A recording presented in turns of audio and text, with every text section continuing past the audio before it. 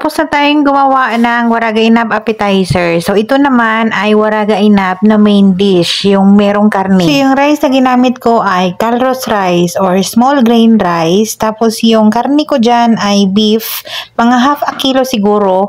Tapos, naglagay ako ng small cut ng tomato and onion. Dapat mas maliliit pa niyan. Tapos, yung spices naman, black pepper powder, salt, and mixed spices. And then, nag-add ako ng olive oil. Yun lang. Dapat maliliit pa na hiwa ng tomato and onion yan. Yung ginamit kong grape leaves ay ready to use na. Yung nakabote, ito, ganito, naka-brine na siya sa tubig na parang may vinegar ata. At alam nyo ba? Siyempre hindi, dahil hindi ko pa sinabi. Sasabihin ko na sa inyo. Sige, makinig kayo. Yung isang bote niyan ay nag-range siya ng 50 SAR. 50 real. O, i-convert nyo na sa peso. Yung iba nito ay gumagamit ng fresh leaves. Sila na yung nagpapakulo. Paano balutin? Para ka lang nagbalot ng lumpia. Ganyan lang siya. So, liitan lang natin ang paglagay dahil hilaw yan na rice at aalsa pa yan. Sa main dish naman at appetizer, mas nadalian ako nitong main dish pagbalot kaysa sa yung appetizer. Kasi yung appetizer dapat sobrang liit, dapat pantay-pantay para maganda tingnan.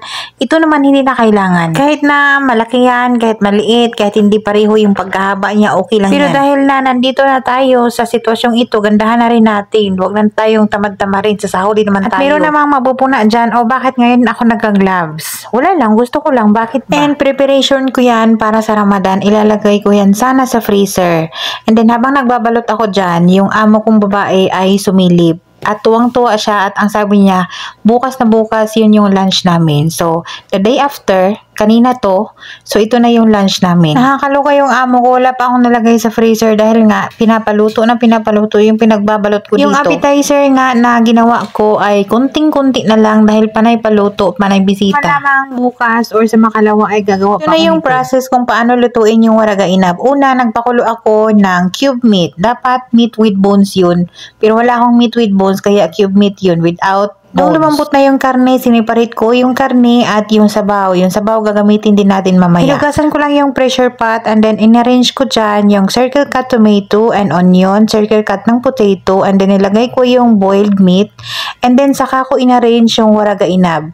Naglagay ako ng whole garlic dyan kung nakita nyo. Then yung water from the boiled meat kanina, naglagay ako ng magic cubes, naglagay ako ng lemon, mga 2 big lemon yung nilagay ko, and then fried garlic. Olive oil yung ginamit ko dyan at inad ko na rin pati yung olive oil dahil wala tayong fat from the meat dahil cube meat yung gamit natin, hindi meat with bones. At nag-add ako ng black pepper and salt, yun lang. At inad ko na yung sabaw dyan sa waraga inab. At kailangan lutuin natin yan sa low fire para hindi siya magbubukahan. Kasi nga pagka high fire yan at biglang kulo, magbubukahan yan lahat. At yun yung purpose kung bakit meron tayong ganyan sa taas.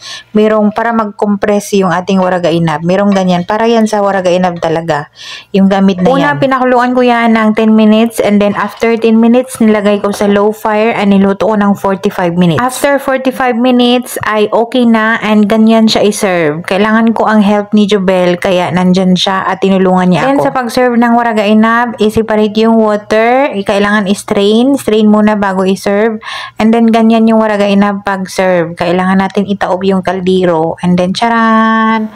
Yun yung ating waraga inab, guys. Yung iba dyan ay mabroken, parang ikaw broken. I mean, yung iba dyan ay magbubukahan, pero okay lang yan, hindi naman talaga lahat perfect. O diba? Parang tayo, hindi tayo perfect.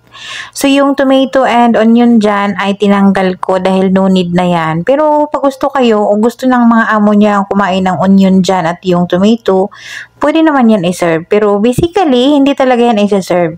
Para lang yan sa dagdag lasa and for in case na masusunog. So, yung tomato lang and onion. So, yun na yung ating waraga inab, guys. At tada, ito na yung after silang kumain. Kamuntik na akong hindi nila tinirahan. Char. At hindi pa kumain yung amo kong lalaki dyan dahil hapon pa siya dumating, ipagtatabi pa siya ng food. At kabilin-bili na ni Basma sa akin na sabi niya ay mag-keep daw ako ng alat for her. Sobrang gustong-gusto niya yung waraga inab, appetizer man o itong main dish. Sabi nga niya, pwede ba daw ito malagay sa lunchbox para bukas. Ilang date ngayon? 6 to 6. Ano pala ito? Ay. Ngayon yan ma-expire? 6 ba ngayon? Hindi ko na alam yung Hapon pizza pa ngayon. lang po. Kinakain ito with yogurt. Naghanap sila ng yogurt. Kanina? Meron mo doon Hindi na kinain? Pero, kinain nila nga isa.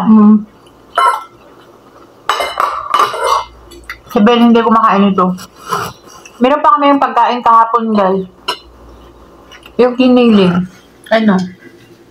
Kain. Ito yung pinakita ko sa kain. Kain. Kaya yun yung ulam niya. Pero kakain din ako niyan. Parang ko niyan, titikman ko Para muna. sa dako.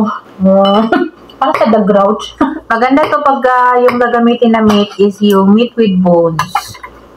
Wala akong meat with bones. Ubusan kami. Kaya cube meat yung without meat yung, without bones yung ginamit ko. Kaya ano.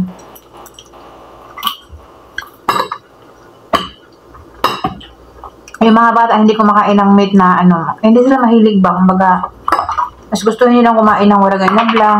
Ito hindi nila kinakain. Medyo nadamihan ko nga nalagay ng meat. Mag-dry kasi pagka ano ba, pagka ito, pag cube meat.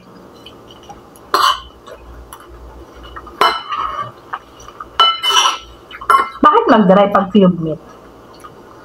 Dahil sa laman? Parang ano, parang sa chicken, breast chicken, mag-dry yan.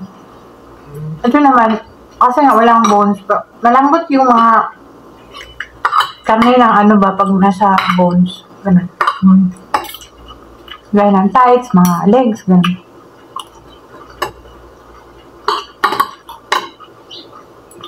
Dami ah. Ay, init. Mainit? Nainitan daw siya. Pang winter ng suot ko eh. Wala pala akong... Initan ako.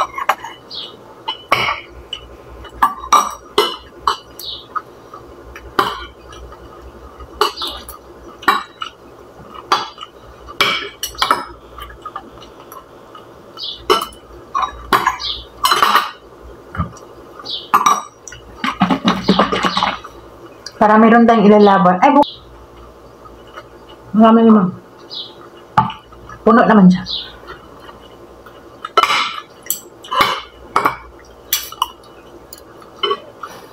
Parang si ano?